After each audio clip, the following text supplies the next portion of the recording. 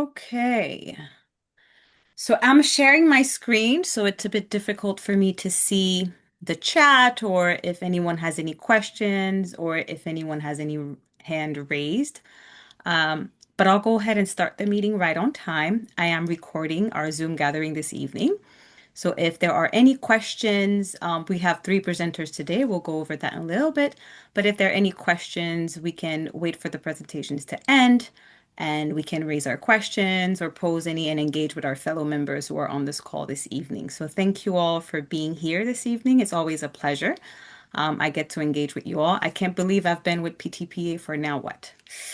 8 months or so, or even more a little bit. I feel like time is flying by, and I'm learning so much from so many of you that I'm get to engage with on a daily basis, whether it's via phone, email, engaging with your sister parishes in Haiti.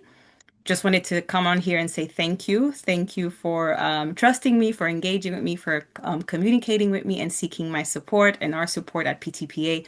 It's always a pleasure. So before we begin, as always, it's always good to begin in prayer. So we'll start with our prayer for this evening. Au nom du Père et du Fils et du Saint-Esprit. Amen. Loving God, we gather this evening with grateful hearts, thankful for one another and for the bonds that unite our parishes across borders. We hold in prayer our sisters and brothers in Haiti and throughout Latin America. Grant them strength in times of hardship and hope in times of uncertainty. May they feel our solidarity and your abiding presence. Bless the work of parish twinning. Teach us to walk together with humility, to listen deeply, and to respond with love that brings justice and peace. May our relationships be rooted in mutual respect and genuine friendship. As we begin this gathering this evening, guide our conversations, renew our commitment, and remind us that when we stand together, we stand on holy ground. We place all this in your care. Amen. Au Amen. nom du Père et du Fils et du Saint-Esprit. Amen. Okay. The topic for this evening, as we noted in our latest newsletters and some information that was shared via email, we have three wonderful PTPA board members, but who are also active members of PTPA and they have their own active twinning relationships. And they will be sharing some of their fundraising ideas. They'll share their experiences, but also some successes. They'll go over some of the challenges they've encountered in recent years and some of the shifts, the strategies they've implemented to turn around some of those tides. So without further ado, I'll let them introduce themselves and then we'll go over to their content. Ton, do you want to start with your presentation? Present yourself.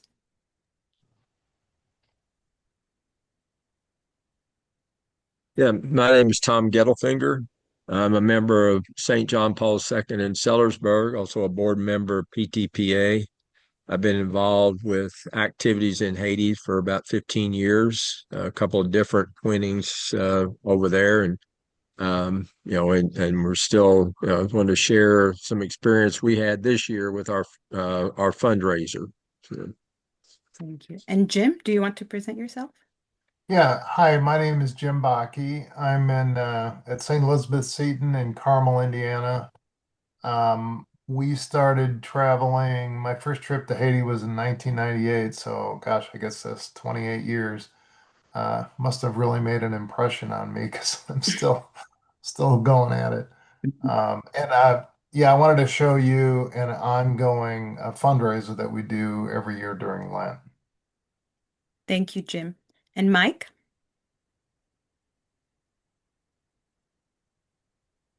If you're talking, you're on mute. I can't see you, but just in case you're talking. There we go. Is that better? Yes. Yeah. I'm Mike Hogreef with Holy Family Catholic Church in Brentwood, Tennessee. I have been going down to Haiti since 2001, and our last trip was on 2020. And been involved in a variety of different aspects with the parish and the ministry, and look forward to sharing it with you. Thank you all. Okay, pass it over to you, Tom. okay. Yeah, I'm with the parish at St. John Paul in Sellersburg, and we are twinned with two parishes in Haiti. St. Francis Bayou and St. Louis and Novion. It used to just be one parish, one priest covered both, and we sponsored it in a parish and a chapel, but they split it into two parishes. Both parish or both parishes have schools with about 250 to 300 students. And our normal fundraising has been, we sponsor students, and we have about 100 to 125 sponsorships each year for $300 a student. Our second fundraiser is Lenten water bottles, where we hand out water bottles at the beginning of Lent, and we ask our parishioners to basically fill the water bottles with loose change during the whole season of Lent as part of the sacrifice, and that typically yields with us about $5,000 a year. And then our third one is what we call Hands Across Haiti. This is a general appeal that we use to support teachers, pastoral needs, special projects, and that brings in about $35,000 a year. And that the Hands Across Haiti is basically just an appeal. We have an appeal Sunday, and maybe have, like this year, I did a presentation at all the masses explaining what we were trying to do, the activities, the general operations that it covers. But this year, the challenge was between our two parishes, we ended up with, we kind of go through and see what their needs are, because it's still a carryover of having the parishes split up.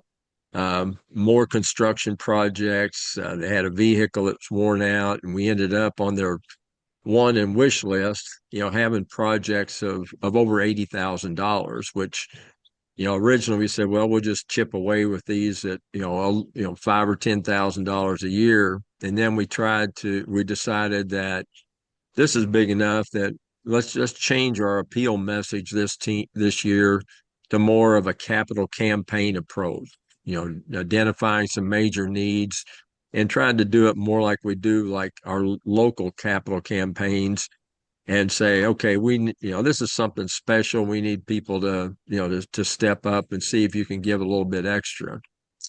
Well, with the change in strategy, one big surprise we got was we had one donor that stepped up and offered a pledge of $50,000. Wow. And rather than just taking that pledge and running with it, we came up with the idea of saying, we're going to, we have a donor that will match any donation at $500 or above. And so we kicked that off and match it dollar for dollar.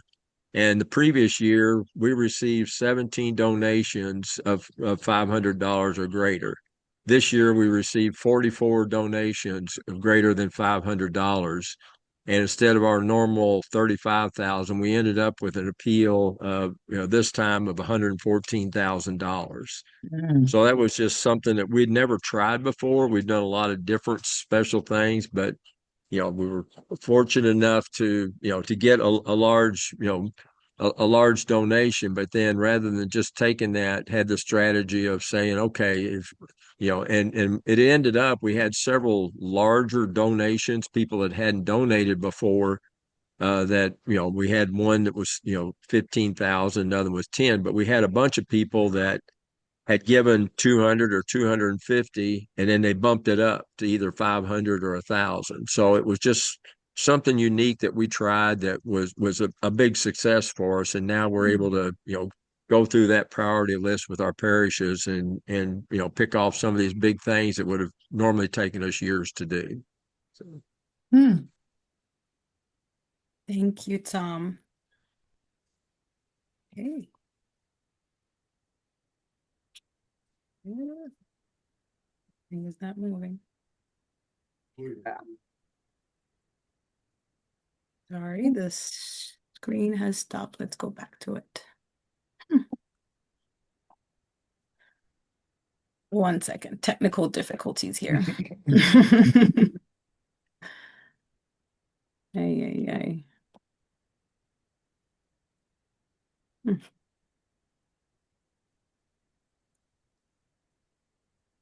I think it's my internet that's acting up.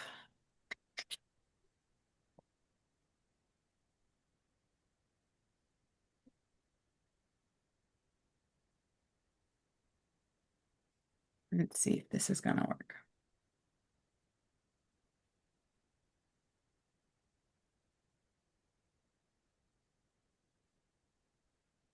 It's opening back up. This is Xfinity, working great for our community here in Miami, Florida.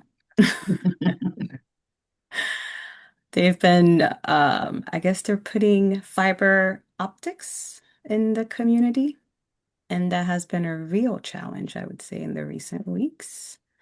But I think we're back online, so let me share this again. Are we starting to see my screen again? Success. Yes. Okay. Yes. Yeah, I'm in. Now let's see if it's gonna go to. Is it in presenter mode? Can you guys see the full slides? It's not Mm, presenter mode yet. No. Ay, ay, ay. Let's try again this time.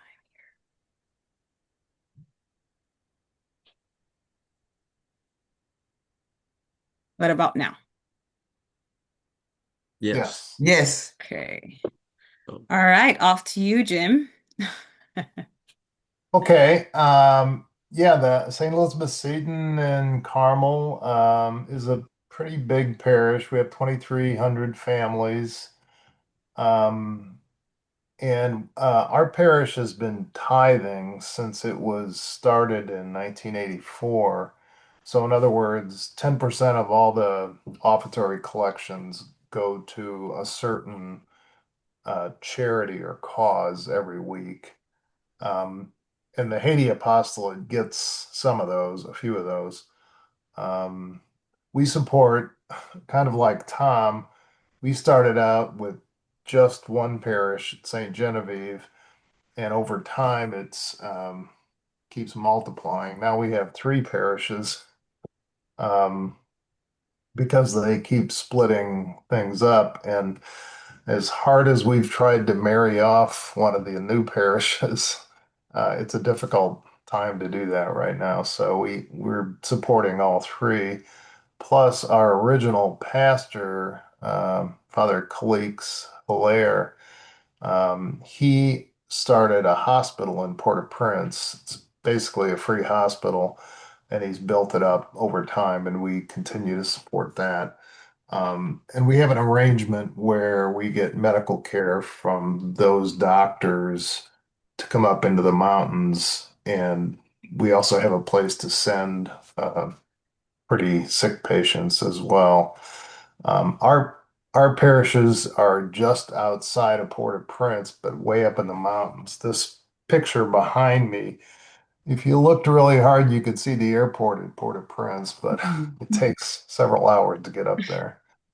Um, yeah, we've always focused on creating personal relationships, spiritual support, Catholic education, healthcare, and teacher training is something we've gotten into lately, which has been really fruitful. So this thing on the right is um, a page out of our bulletin that we put in this year at the beginning of Lent. And this little part of it, we started handing these out as well. It's the one side of it is what you see there. And that's really helped, especially since we can't travel. We're trying to do everything we can to remind our U.S. parish of our twinning relationship and keep everybody interested. So you can go to the next slide, Cassandra. So this has moved around over time, but this is basically what it looks like. We have this serviceberry tree that we get donated from a local nursery. Um, and we really emphasize to parishioners that it's a great time and a great way to teach children and grandchildren almsgiving during Lent. Um, we try to, since we don't get to do pulpit presentations anymore, um, this is kind of our shot between this and the bulletin. So I usually budget 24,000 a year, but we always raise more than I estimate. This year, we got 27,000. So it's our big fundraiser of the year. And yeah, it runs from the Thursday after Ash Wednesday to the Thursday before Palm Sunday. And then we encourage people to um, donate during that time, kind of make a commitment. We try to encourage their kids to be involved. And on the next slide, you can see what these envelopes look like. We, distribute them around the parish and encourage kids to support kids. It's if it's using their allowance or however they want to do it. Um, and then a little bit of instruction around each one too, to for new parishioners to let them know how this works. And then finally this year we got into the new century and started using a QR code um, at the sign where the instructions were. So we're hoping, and it seems like it's worked. We've gotten a lot more donations directly. That QR code goes directly into our Haiti Apostolate Fund at church. So yeah, we're trying to be a little more up to date and get with the times. So anyway, it's worked really well. You might try it. Um, there's a lot of different ways to do this. In the beginning, we started out with these envelopes as like trying to adopt a child or adopt their education, but it was just too complicated to try to match up that donation with that child and keep it going over time.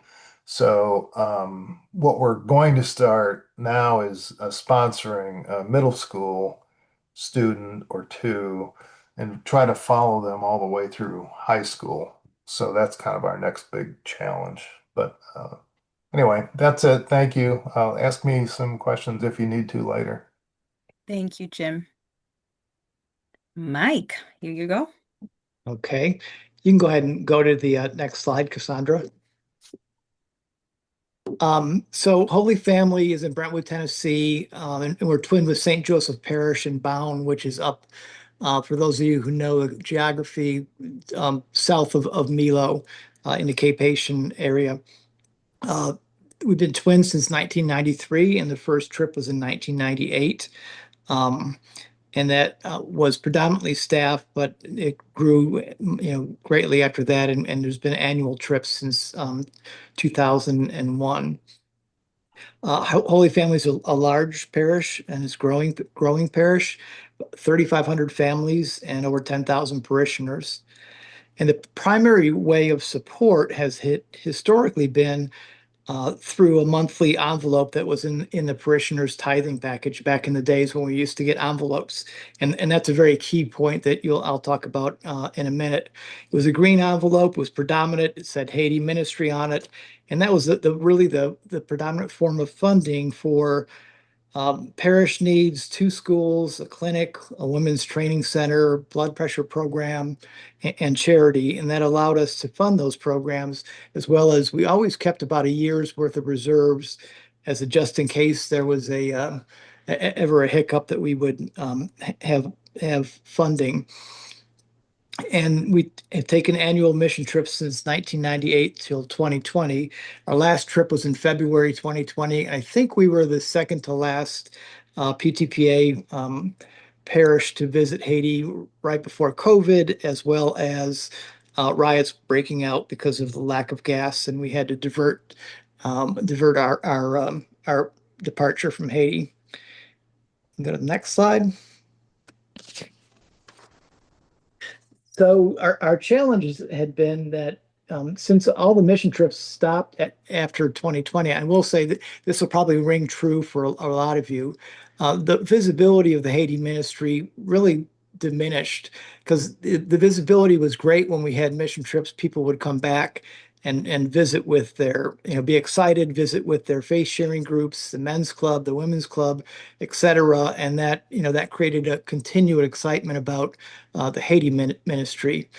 Second thing that was a challenge was the shift to online donations.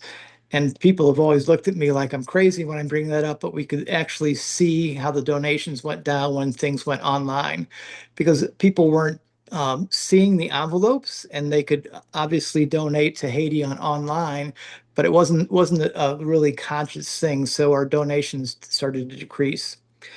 The committee leadership had some transitions. I was leading the ministry for, I don't know, 12, 15 years. I don't know exactly what but it, the Nashville diocese was starting a new parish, and I transitioned to the new parish, but I was still leading the Haiti ministry. And then also others had retired and moved away, etc. So the committee became really no longer very active. Um, and because Holy Family was a growing parish, there were so many new priorities and so many new initiatives that Haiti got lost along the way. I guess around 4 or 5 years ago, what I call the Haitian priest shuffle occurred, where our old priest, who was very trusted and a good communicator, spoke English, was sent to a different parish, and our new priest was unknown.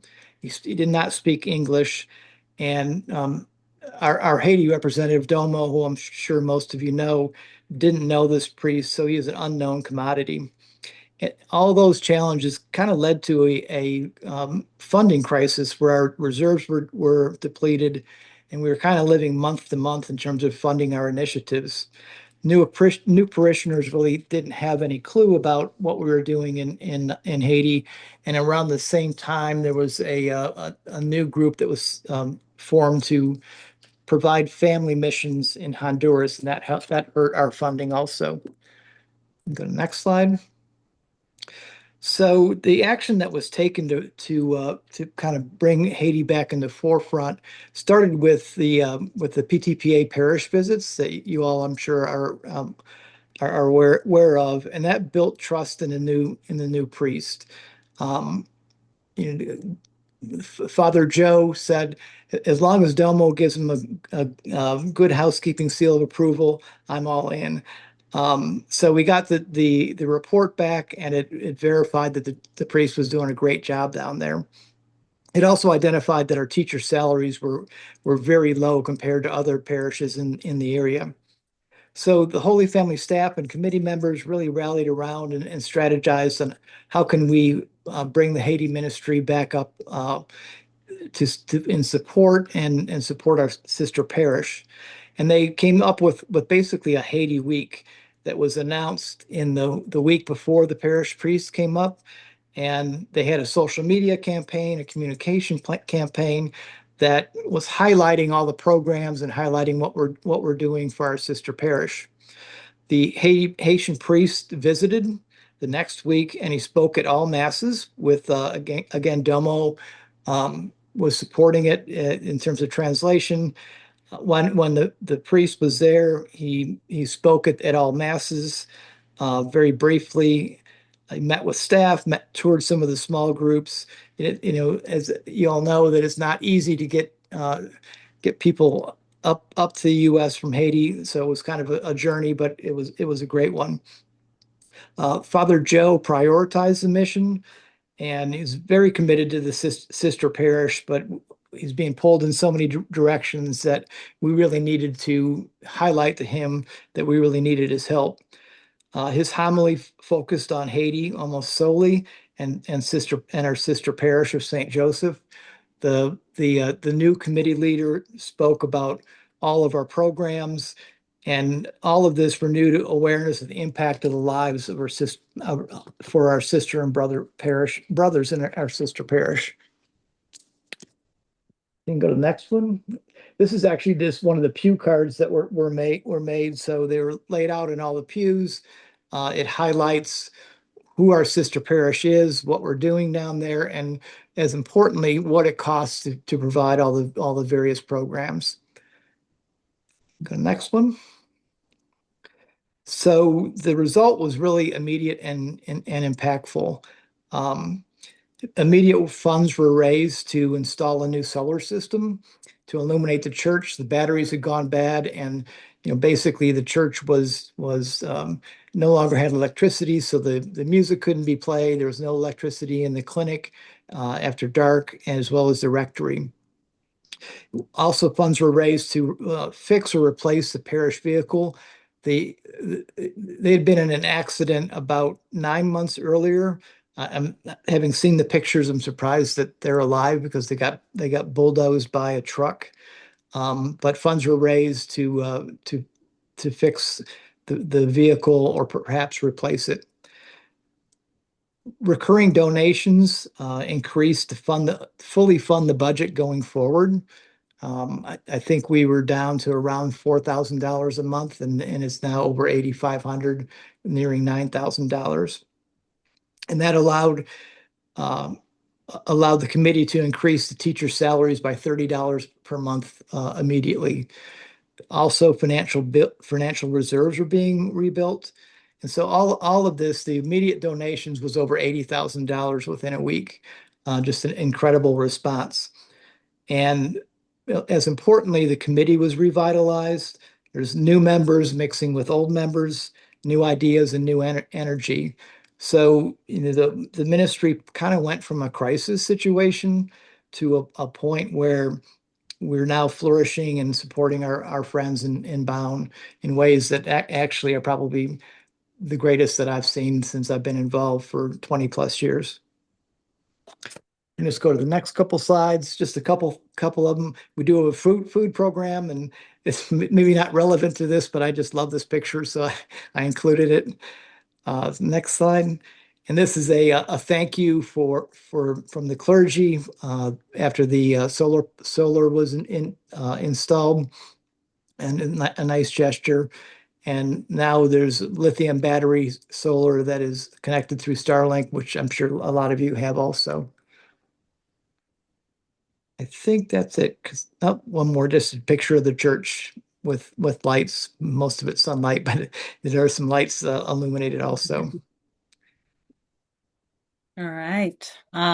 Thank you, Tom. I know Tom's had to step out because he's attending a service in his church, in his parish. But thank you, Tom, Jim, and Mike. The floor is open to questions. If you have any questions based on the testimony that were shared, the successes, the challenges that our members, colleagues have encountered, or if you want to share something from your own experience as well with our members who are on the line. So the floor is open to any questions you may have.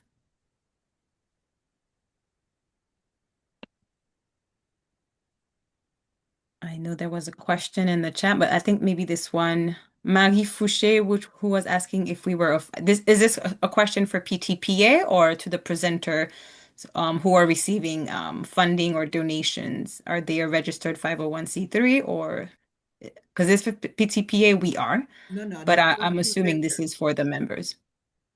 Members. Okay. Jim or Mike, do you want to share? Are you a 501(c)(3) organization, nonprofit, or Tom is not on the line right now, but Um, For, we're just part of the church, which I'm sure is a nonprofit, but we don't have our own separate one.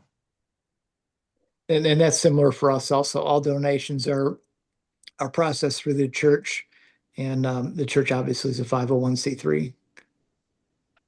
thank you. We do have one person with their hand raised. You can remove yourself from mute and you can engage directly.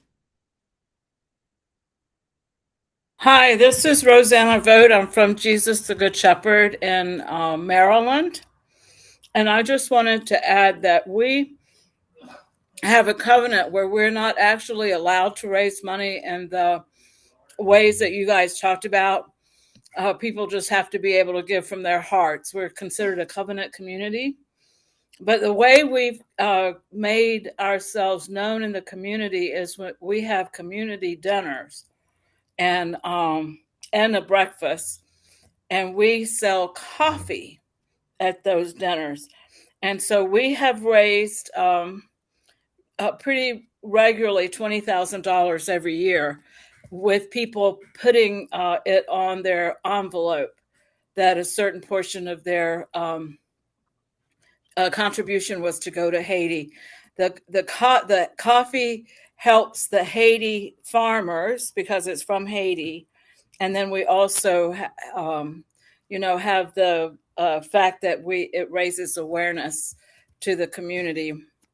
And I just thought I would share that in case anybody else had a challenge like we do with regard to the fundraising piece of it.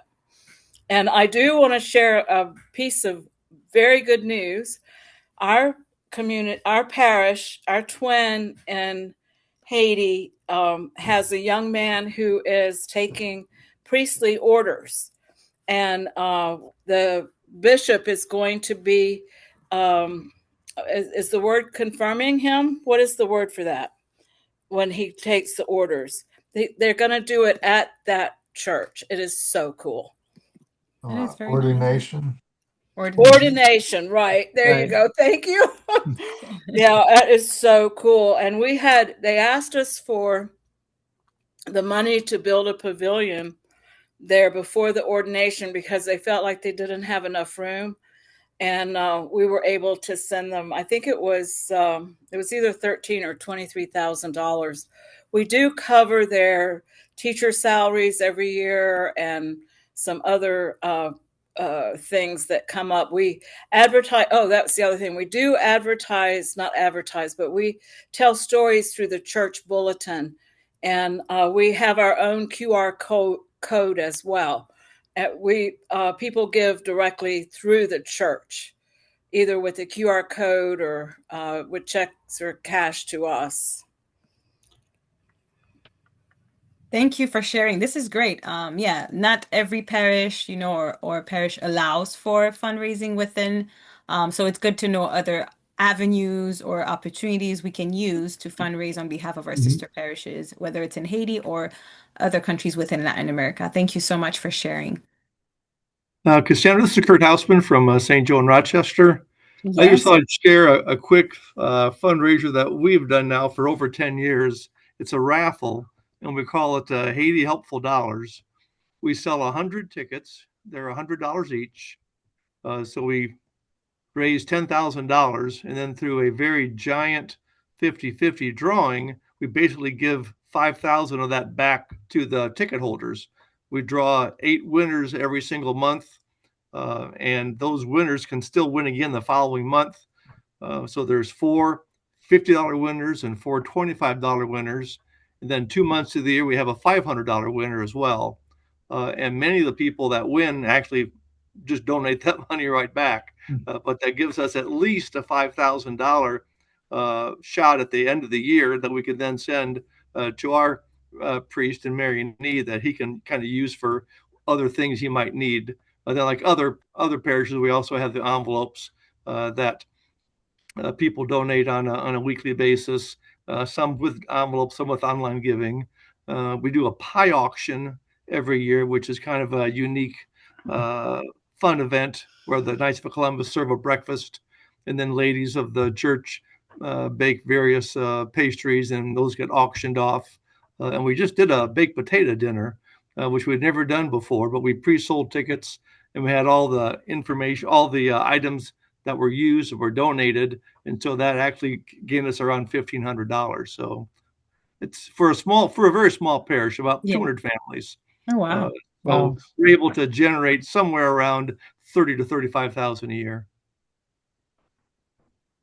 That's great. No, thank you for sharing. That's a very great story. And Kurt, thank you so much for sending us Father Janelle.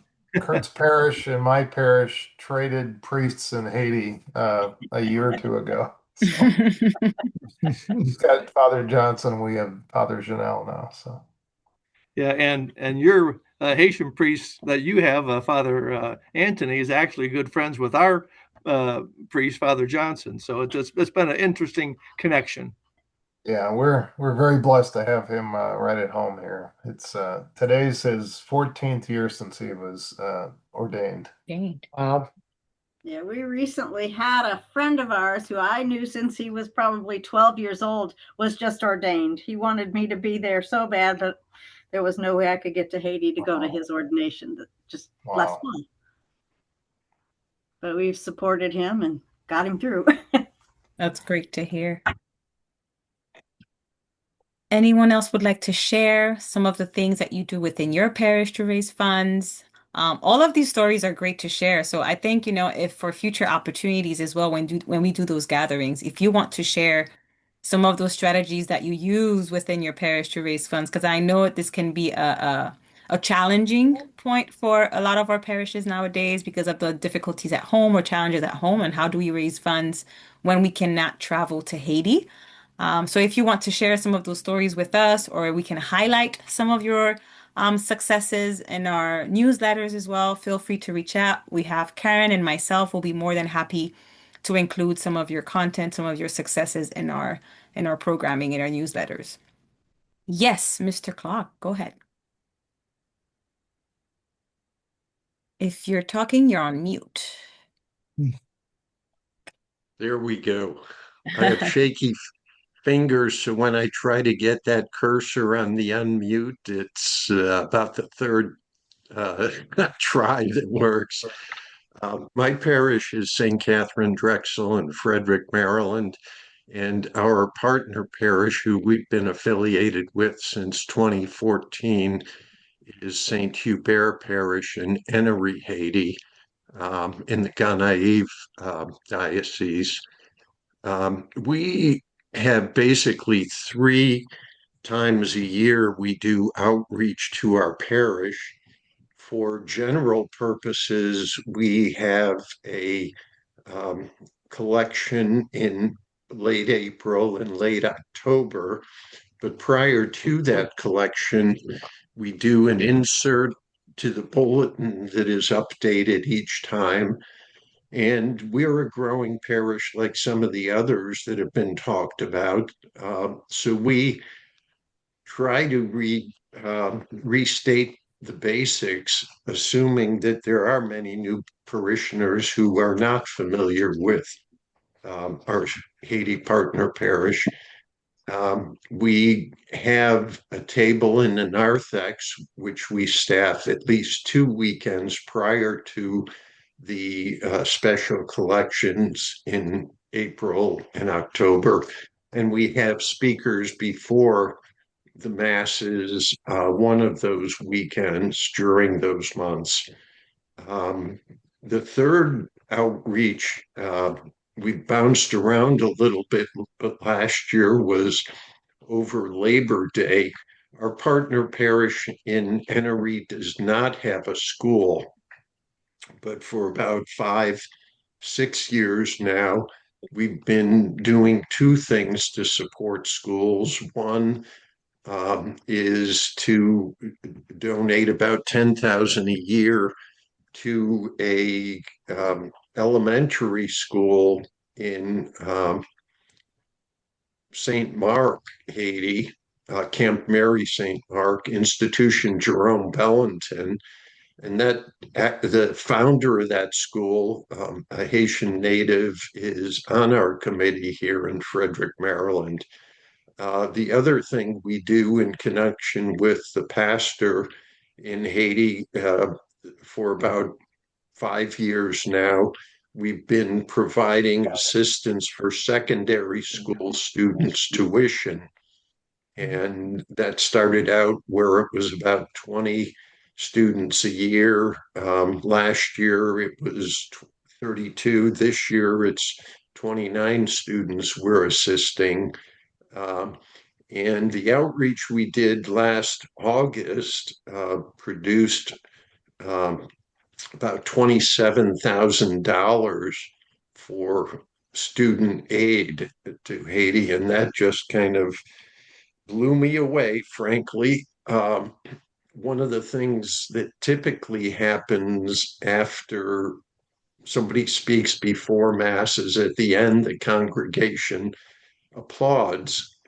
Well, this time when I was presenting the outreach for student aid appeal, at the end I said, I know it's traditional to applaud the speaker, but I want you to remain silent for a minute and just think of what I'm doing as hundreds of students in Haiti doing it for you. And I just started clapping. And it was just so well received by the community. So um, I'm still trying to broaden the base of contributions because this past year we had one $10,000 contribution for student aid, and another one was a $5,000 contribution. So more than half of the 27,000 came from two families. But we've been fortunate, and with our April and October outreach, we typically get somewhere around ten to $13,000 from parishioners to fund lay ministers and other general needs of our partner parish. Thank you so much for sharing. This is great. And this is being recorded. So I think, for those who are not able to join us today, we'll be sharing the link with our members as well. So if you want to go back and listen as well to some of the stories and the successes that have been shared here on this call, you're always welcome to do so. And I'll try to do a little bit of a summary. But yeah, I also have another person with their hands up. You're free to go ahead and engage. Hi, I wanted to add in, we do a lot of the same events, dinners, and speaking to the parish, but over the past few years, our most successful events have been bottle and can drive that we do 4 times a year, and then a food truck that comes one Friday a month where we, depending on we get a percentage of their take whatever their receipts are. If it's up to a certain amount, we get 10%, up to a certain amount, we get 12%. And so that once a month, I'm sorry, Haiti doesn't get it once a month. Our parish does it once a month. We get it 5 times a month because we originally set it up. So we get more than the other committees get in our parish. But even just those 5 times a year, and then the bottle and can drive 4 times a year, that makes more money for us than any of our other single events. Oh, great. If you want to share a little bit more details, if you have a write-up, a summary that you want to share with us, just maybe we can share that, highlight some of those practices that have been used with other members if they're interested. I think this is a great platform for us to share some of these successes that we've had. Perhaps people have not thought about it, they haven't used similar strategies. Maybe it will work also for them within their parishes. So just in case any of you want to share that in writing or have a small summary that we can include. And then perhaps for a future opportunity for Zoom gatherings, we may invite you to speak a little bit more about your experience and how you went about it, the thinking process of setting it up, which may be helpful for other members. Thank you. Catherine, how did you use the food truck? Was it sitting at the parish, or was that a planned event, or? So there's this popular fish fry, but it's like 3 towns away, and they have a mobile food truck that goes around. So you have to get on their calendar. We tried for years to get on their calendar. We're on a very good corner, and we finally got them to come once. And that one event did so well, they said, "Can we come one Friday a month?" So we're just on their schedule, and they give us bonus ones too. If somebody backs out that they were supposed to go somewhere else, they'll come. We've had 3 bonuses so far this year. So because they contact us, we take the bonuses. So it's been great for us, and the rest of the parish loves it too, because you can just sit there. You have to have the church open for them to use the bathroom and have access to a landline phone. So you can just sit there and you automatically make like $300 to $500, depending on how good the weather is and all. But we've also done a bake sale at the same time, and you put your donation jar up there. So sometimes we've gotten $200 in the donation jar, and then $300 on our bake sale. So it adds up. It's great. A great idea. Thank you for sharing. Okay. Any last comments? Anything else we want to add before we Looks close like up? Janet has her hand up. Okay, go ahead, please. Thank you. I couldn't find the little how to raise your hand on the technical difficulties. So I'm with St. Joseph's Parish in Farmington, Maine, a small rural parish, and we have a neighboring parish, which is a little bit bigger but still pretty small. And we've been twinned with the parish of Saint Laurent in the Diocese of Lacaille since 2004. We have our envelopes and our regular collection envelopes anywhere from 9, 10 times a year. And we raise a significant amount of that's where we get most of our funding from is from parishioners and envelopes. What the couple of things that we've done different, and I think probably other people do this too, but we sell Haitian crafts at the local farmers market. I won't say every single weekend, but probably 30 weekends a year. And we don't make a huge amount of money. We maybe make what we would get in a month or a little more than that of our envelopes, but it keeps our efforts out in the public, not just to the parishes, but to local people in our communities. And I found that's really been really helpful. People, even though they're not parishioners, they're interested, they're supportive. And I had some lady walk up to me on the street in the parking lot the other day as I was packing up and say, "Are you the Haiti lady?" And I said, "Yes." And she said, "I just read a book about Haiti. Can I give you a donation?" So I think the visibility I think is valuable. Oh, that's good. Yeah. Another thing that we've done, we have a priest and our pastor here in Maine is a big fan of wood-fired cooking, baking, bread, pizzas. So we've got a wood-fired oven near the parish center at St. Rose, and they have events all summer where they sell wood-fired pizza.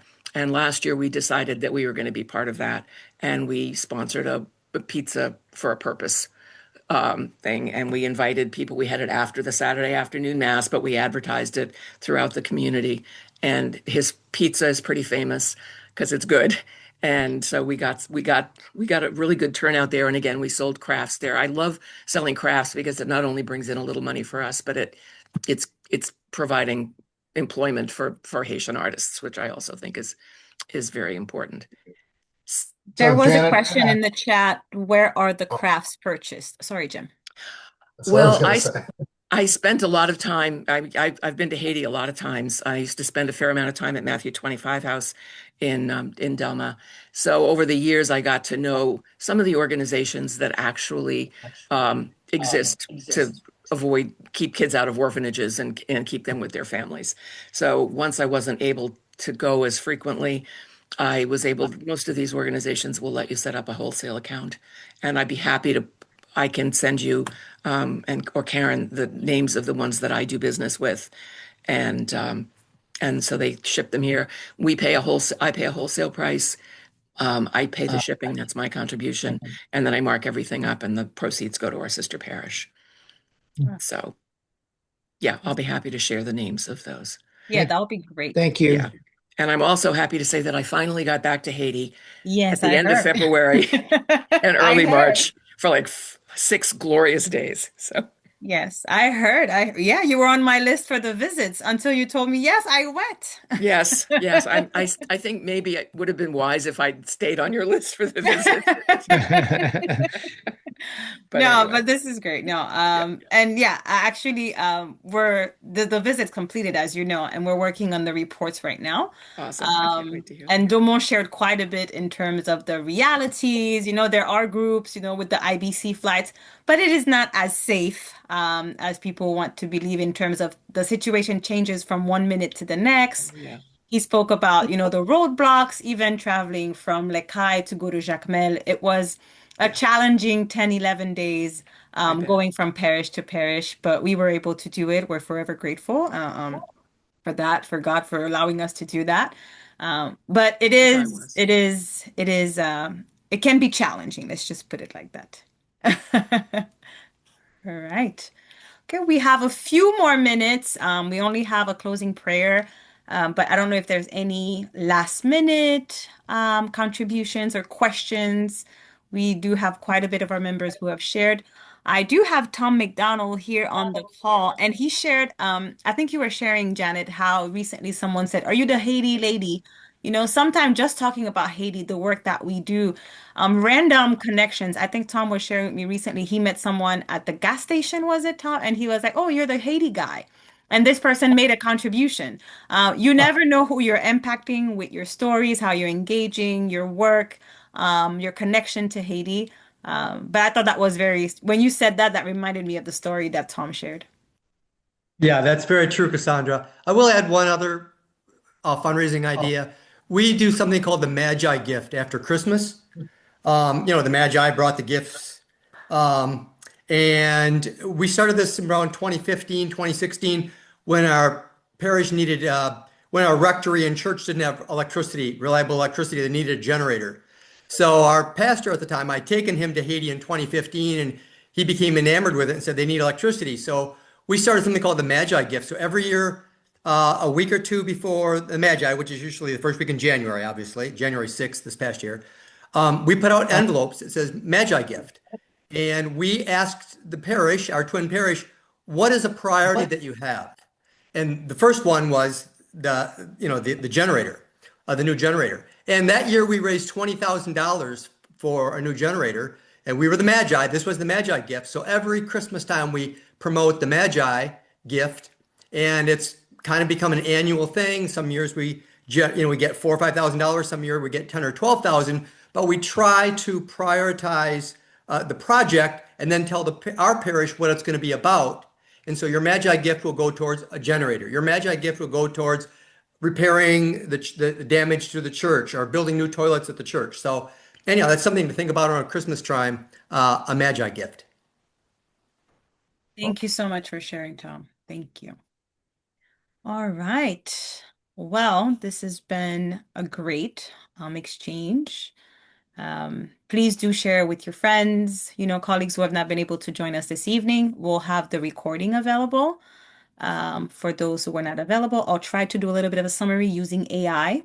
AI is our dear friend. The times are changing, so we have to make sure we're able to use some of these features. So hopefully I can draft a little bit of a summary to share with some of our friends who are not able to join us today. But once again, thank you all for remaining engaged, for trusting PTPA, for staying with us during this time. If you have any questions or any requests for support from myself, Karen, any of us at PTPA, we're always happy to support. We've been helping a lot, some of our members and their connections with their Haiti parishes, with communication partnership. So feel free to reach out. If we can assist, by all means, we will assist you or provide necessary guidance. So for us in our closing prayer, au nom du Père et du Fils et du Saint-Esprit. Amen. Gracious God, we thank you for the blessings shared this evening and for our members sharing their successes in fundraising, for generous hearts, and for the strong partnerships that unite our parishes. May the fruits of our efforts bring hope, dignity, and opportunity to our sister parishes, and may we always remember that what we give strengthens not only others, but our own faith community as well.